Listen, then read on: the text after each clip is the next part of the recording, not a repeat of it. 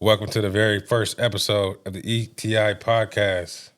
I'm your host, Samuel Jackson, and couldn't be more excited to kick off things with a special guest. Today we're joined by Zach, the Dean of the STEM Department. Hey, thanks for the welcome. Thank you. Let's get this going. Second round. Yeah. Okay. Thank you for the warm introduction. So before we dive into this conversation, I'd love to hear a little bit about yourself. Yeah. What led you become the Dean of the STEM Department and your career at Foothill? Yeah, absolutely. So my name's Zach Cembellin, and I'm happy to be here. I'm excited to get this ETI podcast going. This is our first crack at it, and more of these to come. I started in Foothill way back. Boy, I've been here about 16 years now. Jeez. Yeah. And when I first started here, actually, I was finishing up my master's degree still. I got a applied mathematics degree from CSU East Bay, but I was working a bunch of different part-time instructor jobs across the Bay Area. And when I started here, I was actually a tutor. And so we're sitting real close to the tutoring center right now. It looked a little different back then, but once I started tutoring here, I knew that this college was different. The culture here was very different from the other colleges I had worked at, and I knew I wanted to stay here if I could. So eventually I got a part-time instructor role in mathematics, teaching a lot of evening sections. And then once I got my feet wet here, eventually I obtained a full-time temporary position in mathematics. Wow. Eventually, I then got a full-time tenure track position teaching mathematics.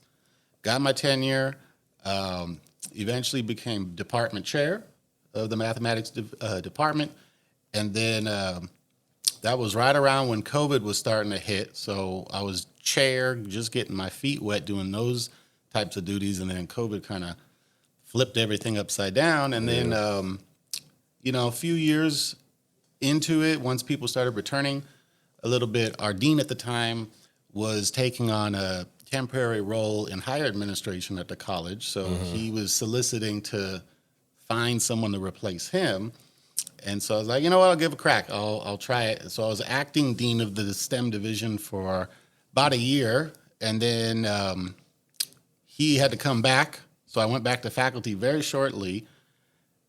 But then he got a job somewhere else, the former dean. So I became interim dean real quickly again. And eventually they went out for the full-time search and the permanent search. And now I'm the permanent dean. Yeah, so here I am. So it's been kind of a wild journey. A little roller coaster. Yeah. But it's a totally different role than teaching.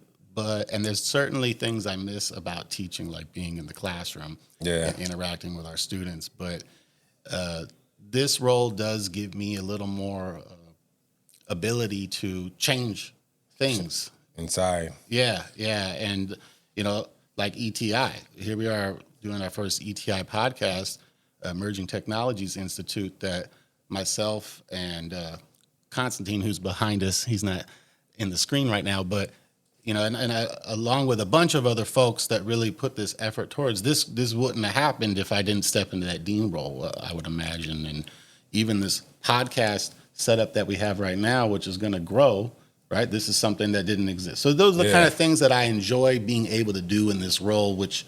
Nice. Yeah. So like bringing change that... Yeah, cool, innovative stuff, right? I really love technology. I mean, I love STEM because that's my background, and we have a bunch of different programs, right, in STEM. We have chemistry, computer science, all the lab sciences, mathematics, engineering, astronomy, etc. But I really love to give our students and the people that work here too opportunities to get excited about things, about projects, right? Things that might go beyond the normal classroom setting, and for students to engage with so that they can get some experience. Yeah, get some experience, or doing things being exposed to stuff that normally wouldn't be exposed to. Yeah, and go beyond Yeah. what's in the normal classroom, which can really benefit them in the long term, whether their students are trying to transfer or they're trying to get a job, right? Yeah. Up that resume experience too, Exactly. right? So Exactly. that's my passion for this part of the job, which that's the fun part. The not so fun part is there's also a lot of problems that are constantly happening that I have to solve. But Address. yeah, Yes. so So like what led you to like math degree? Did you like, fell in love with math or? this is a good Like, question. I know me myself. I like math has always been my favorite subject. Just basically because it's 1 + 1 always equals 2. Instead of like it's English, it could be have a numerous amount of answers, but math is always, pretty straightforward and direct. Yeah, right. There's a objectivity to it, right, versus Yeah. some subjectivity. And when I first started going down the college pathway, the first major I declared was actually psychology. And I was fascinated with how our kind of interaction with reality happens, right? And then I found myself in a situation where I was not getting into the classes that I needed. It was impacted, right? So I started dibble-dabbling with some other things. I always liked math in high school, but I never thought I'd go into math, right? And so I switched majors eventually and went to engineering. And that's back then we were learning how to program and stuff using zip disks and things like this. But then once I started doing the engineering, it was cool, but we had to take all the math, right? And that first time I took the Calculus 1 class, I did not do well in that class. I did not put in the effort that I was expected to do. I failed the class, but I found the love there. Like, I'm like, this is really super interesting to me. And then I took it again. It did well. And I said at that time, you know what? I love this stuff. Yeah. That was it. And then I just kept taking more and more and more math classes, along with philosophy. That was my other kind of, I almost got a double major in philosophy. It was like one class away. So I never got it though. Dang, that's a bummer. How does your personal journey shape how you lead the STEM department today? Yeah, I grew up in San Jose. My journey was quite interesting. I grew up in a household. My dad never had an education. My mom had a minimal education. She was a preschool teacher. My dad was a laborer and doing landscaping and remodels, that kind of stuff. So I grew up doing that stuff. Like, they would put us to work as kids. I could definitely relate to that. if I want to go outside and play, we had to go do some work first. Yeah, and we had to earn it. It teaches you, right, to what it means to work hard and get money at an early age. Yeah. So I was thankful for that. But, I also grew up in an area where there was a lot of mischief, if you will, going on. And, I got into plenty of trouble myself. And it's just, that's how it was, right? That's where we grew up. And Product of your environment. Yeah. You try to, back then it's different. We just roaming the streets, doing whatever. Staying outside till the street lights come on. Yep, or even later. But, all those things I think gave me a unique perspective because even when I went to high school, my parents tried to get me out of that when I went to high school, right from my middle school was pretty rough. But it didn't work out. They tried to put me in a good school. It wasn't for me. I got expelled. So I wound up with the same folks that they were trying to get me away from. Yeah, and we've got similar experiences. Yeah. And so, I think that for a lot of our students here, right, that is something that they experience. But when I went to college and whatnot, that was not what I experienced with my peers. Yeah. And so, I think all of that adds to my perspective on how I come to work every day and what I'm doing here. What's the purpose, right? And that's always to get people in better situations than where they started here, right? And so that's kind of just my mindset. It's kind of rewarding too, right? It is. It absolutely is. Yeah. So that perseverance part and the adversity part is something that I wouldn't ever want to change going back because it helped me become who I am today. The person you are today. Yeah. Shaped. Like, all your experiences make you who you are today. So I feel you. Like, I wouldn't want to change anything. I wouldn't be the same person. Yeah, I agree. Can you highlight a student's success story that showcases the impact of these programs, like the STEM program? Man, there's so many different stories. I think one of my favorite stories, because I taught, right, for a long time here at Foothill before I went into administration, and I've met so many students. Some of them I've kept in touch with, right, for a long, long time. And I think one of my favorite stories was I was teaching this class, what was it? I think it was like a Calc 3 or differential equation, something like that. And I had a student previously that took like 3 or 4 classes with me. And this is a Latino man who's single dad. He's raising a daughter. You know, he's about my age at the time. I think we were around like 28 or something. And he, worked full time, come to school, try to get his degree in engineering. And so I helped mentor him a lot through the years to get him through the classes and stuff. But then he was finishing up. And one day I should go back. I mean, this guy even at one point had a horrible accident, almost died. He rode a motorcycle and got ran over by a car. And so we helped him through that part of his journey at Foothill as well. But then one day, I would write rec letters for this guy, all that stuff. And I was teaching a class, and he was kind of done with my classes. And I had this other student, female student, who had gone through like 7 or 8 classes with me. And I got her to agree to be a tutor for my class. And, we're doing the class, whatever. And here comes the male student who I had taught a bunch. And he's in the class. I'm like, what are you doing here? He goes, I wanted to come help tutor too. I'm like, well, you don't even get paid, right? He said, that's okay. Well, I found out he was there because he had a big crush on the female tutor. And it all worked out. He ended up marrying this girl. Wow. And they're both off. yeah. And now they're like, they're both doing great. He transferred, got his degree, finished his degree at a different school locally. And then she's doing all this research and like neural psychology. Wow. And now they're, they have their own life together. I mean, there's a lot of stories, but that one I always think of because I'm like, man, that was kind of like a matchmaker in some ways too. Put it together. That was a part of the job description. Like I said, 1 + 1 = 2. Okay, that's pretty cool. Let's see what else we want to talk about here. I want to ask you about how do you feel about AI? You know what I mean? Because right now AI is a big topic. And how do you feel about like AI in the classroom? How do you? I got a couple questions. Like, how do you feel about like? Because I'm a student now myself, and I'm wondering, do you feel like some of the teachers like need to be trained on AI? Because I feel like a lot of the teachers nowadays, I feel like went to school at a time when there was no AI.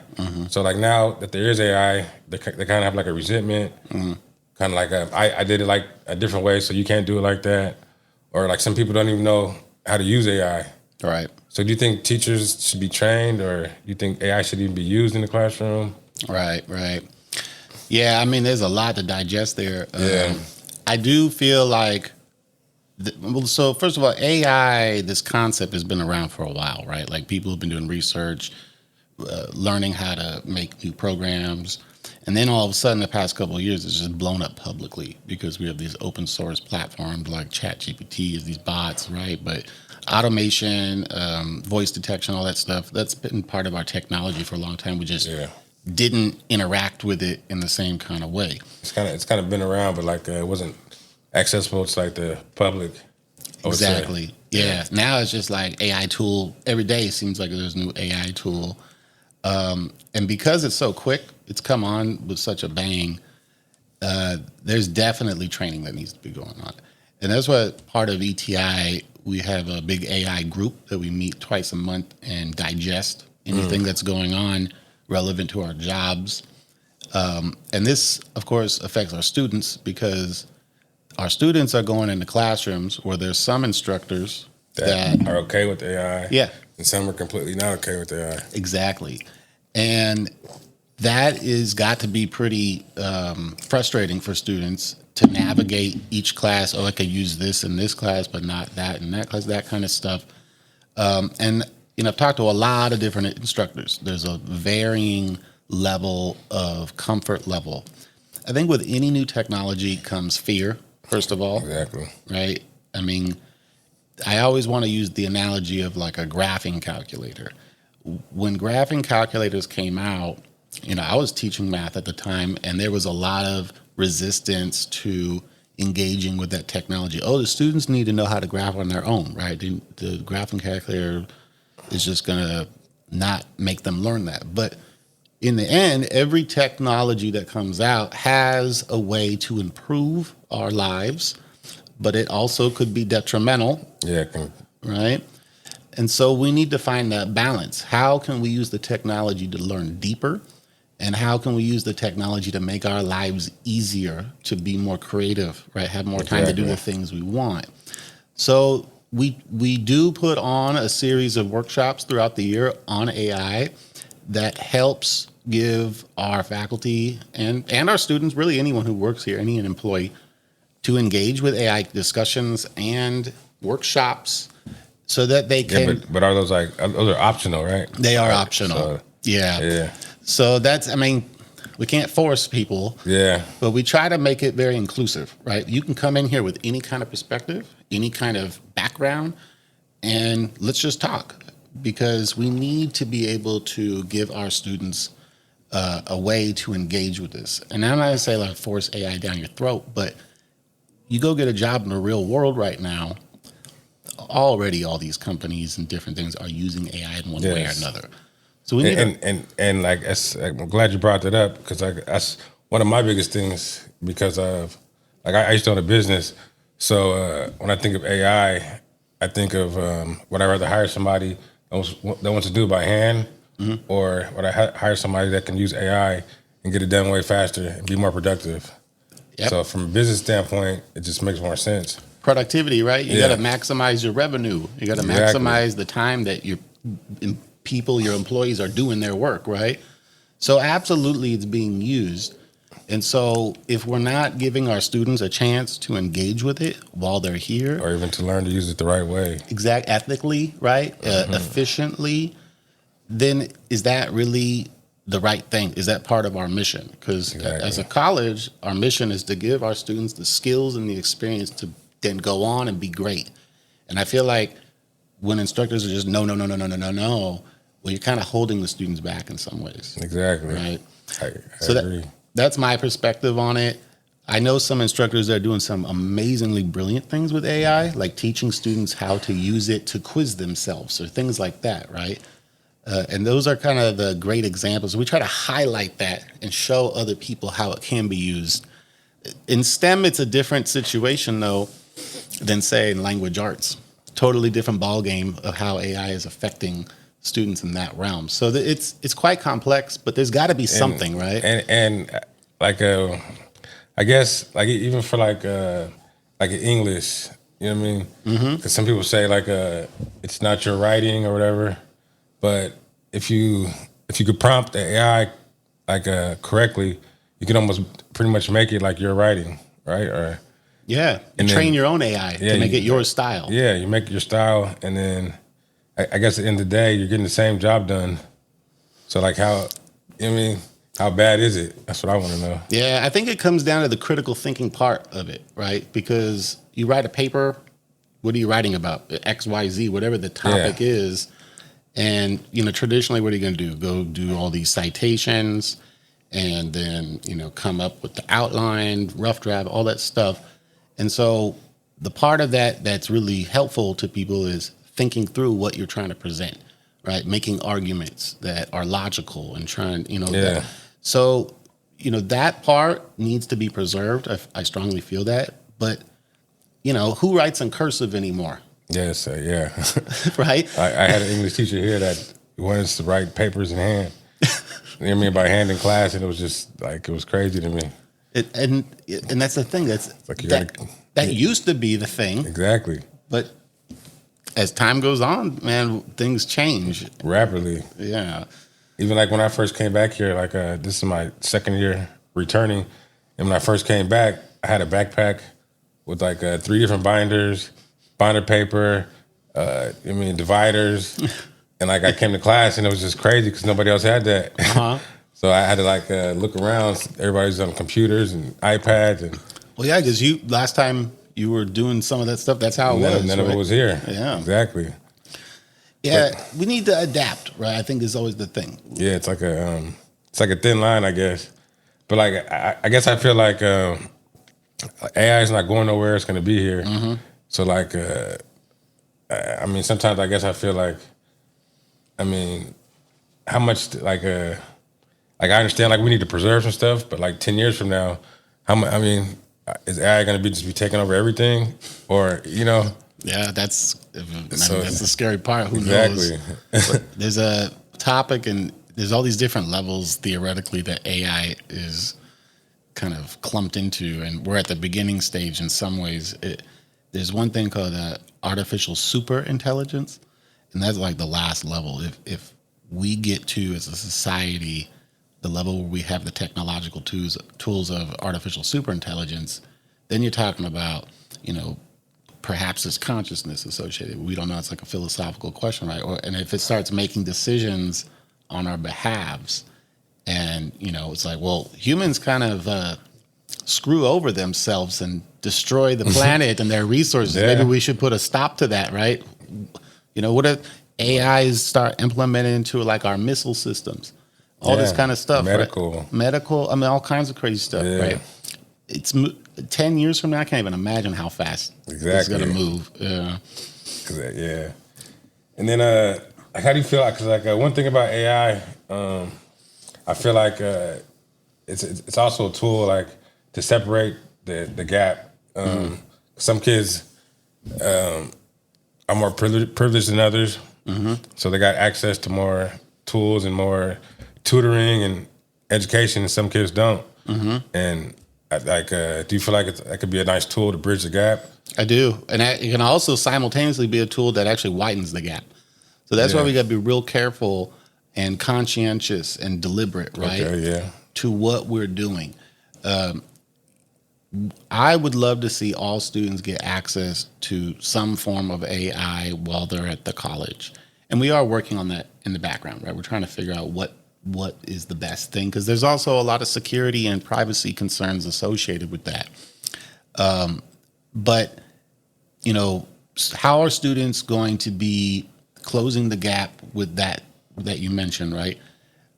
If I take a handful of students from a very privileged background that maybe had a lot of access to money, technology, education before they came to Foothill, and I take 5 students from a totally different background, did not go to the best school, they didn't have the best resources, they know nothing about AI, and they are all in the same classroom.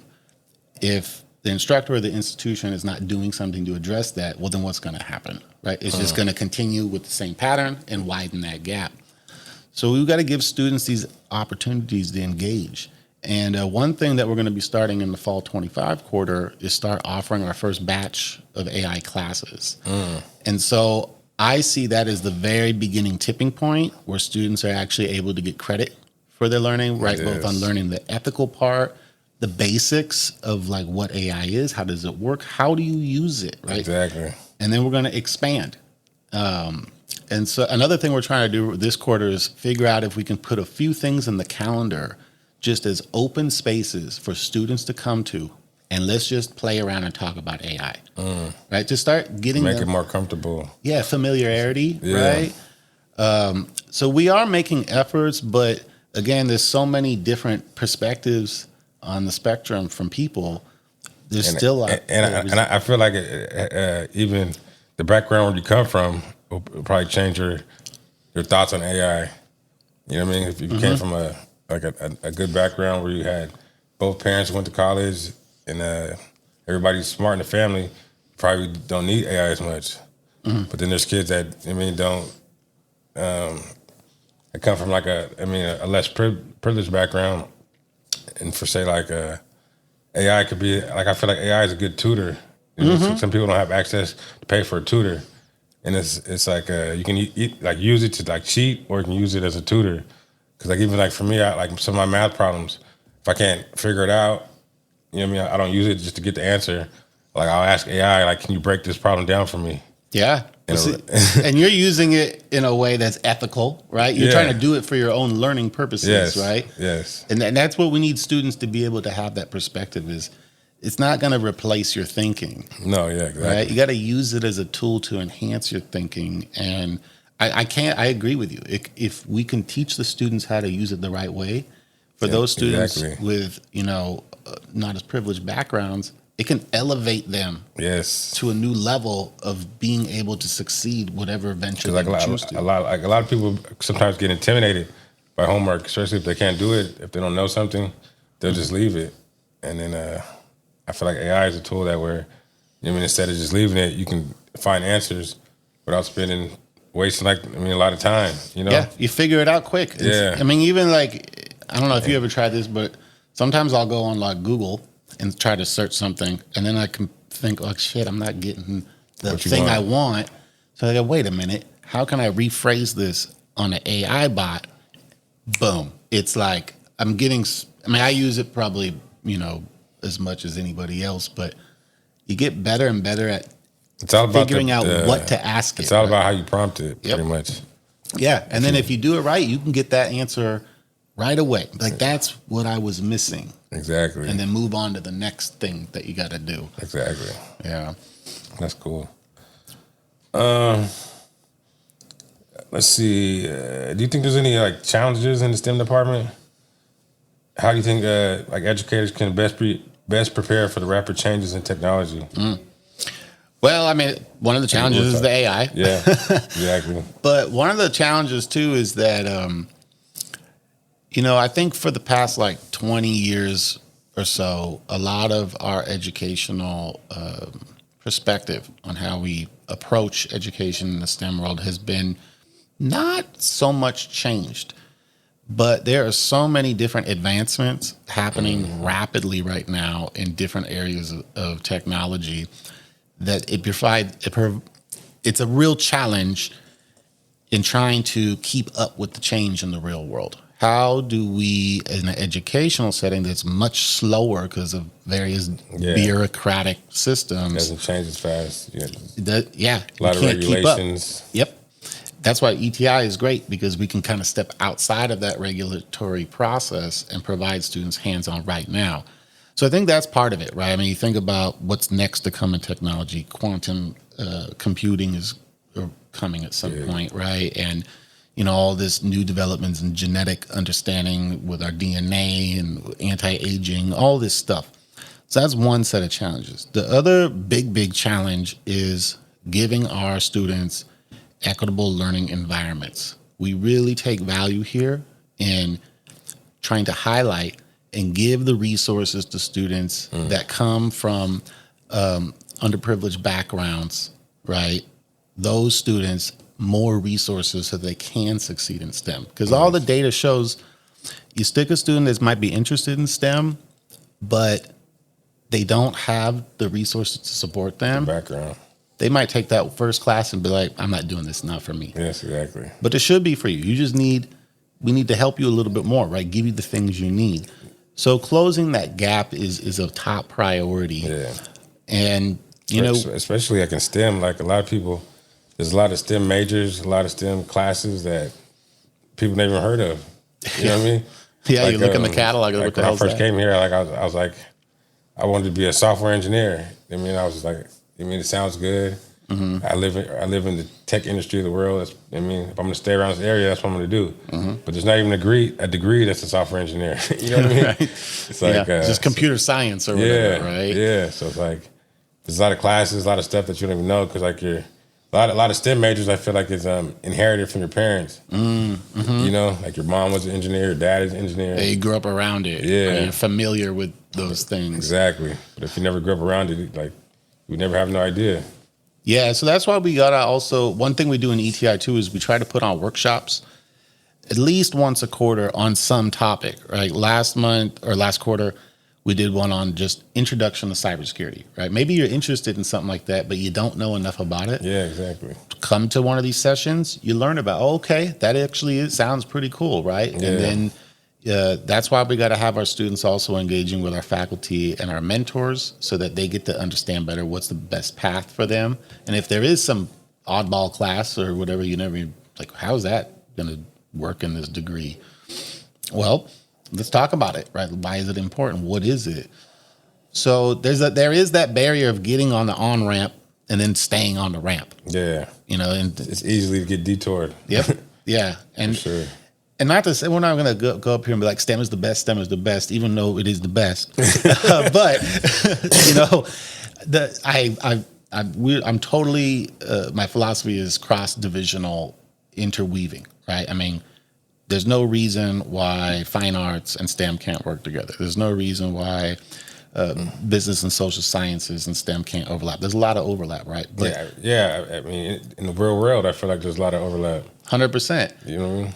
But all trends point towards the future of workforce is STEM dominant. Yeah. Not to say there won't be jobs for other things, but having some kind of STEM taste in your pathway is going to be beneficial to you in the long run, regardless. Yeah.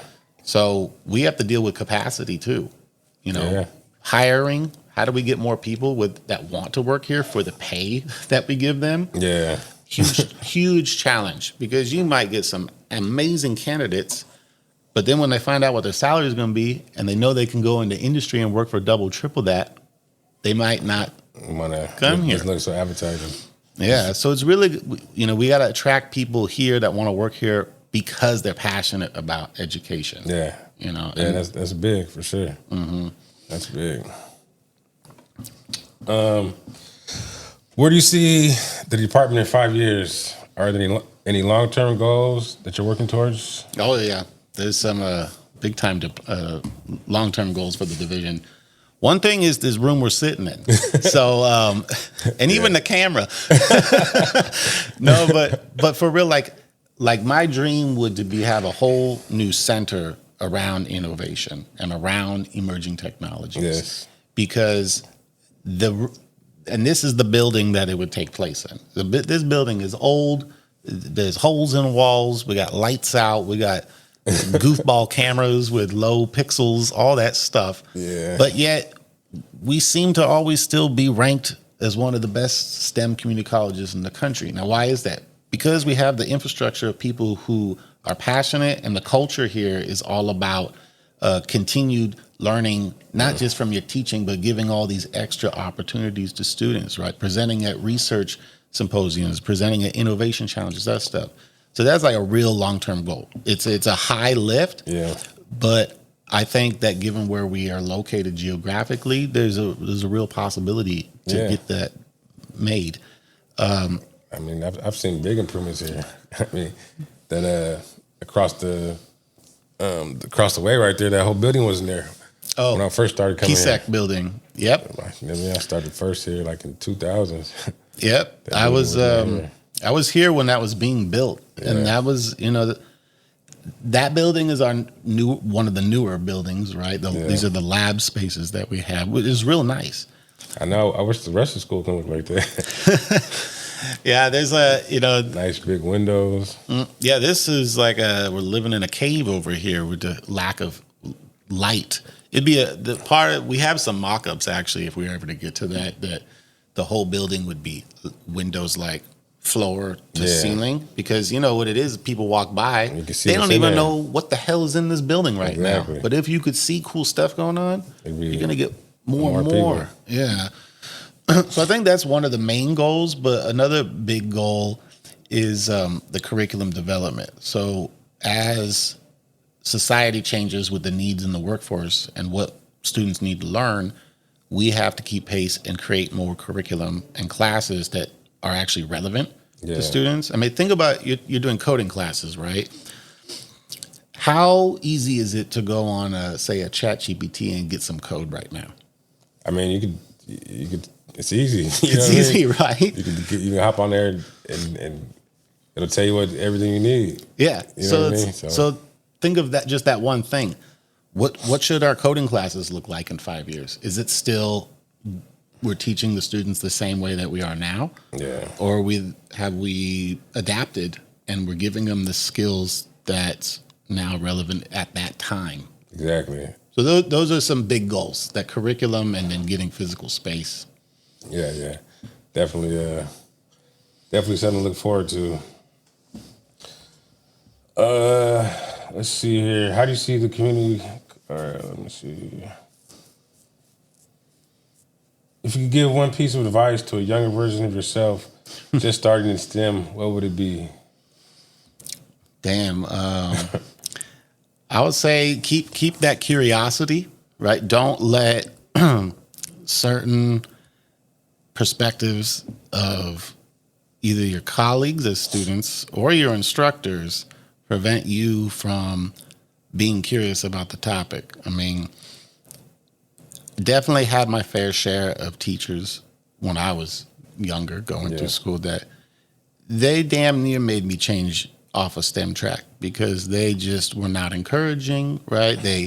There was a couple times where I was told just to my face, like, oh, I don't believe you're doing this work, right?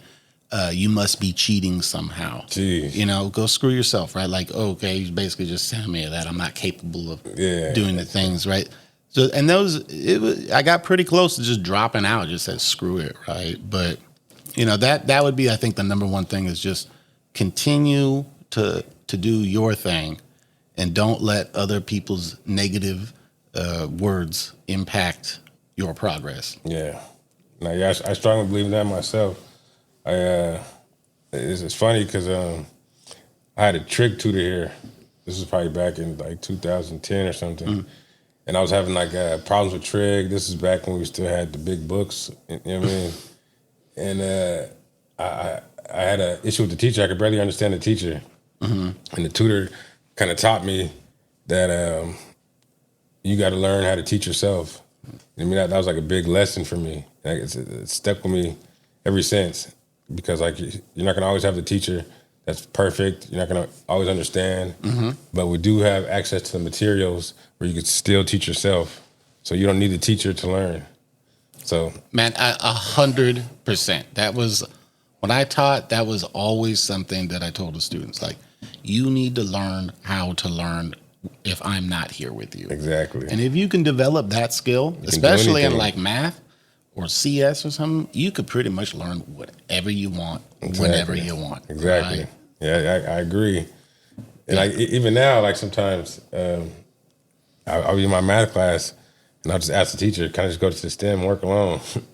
And he'll let me go.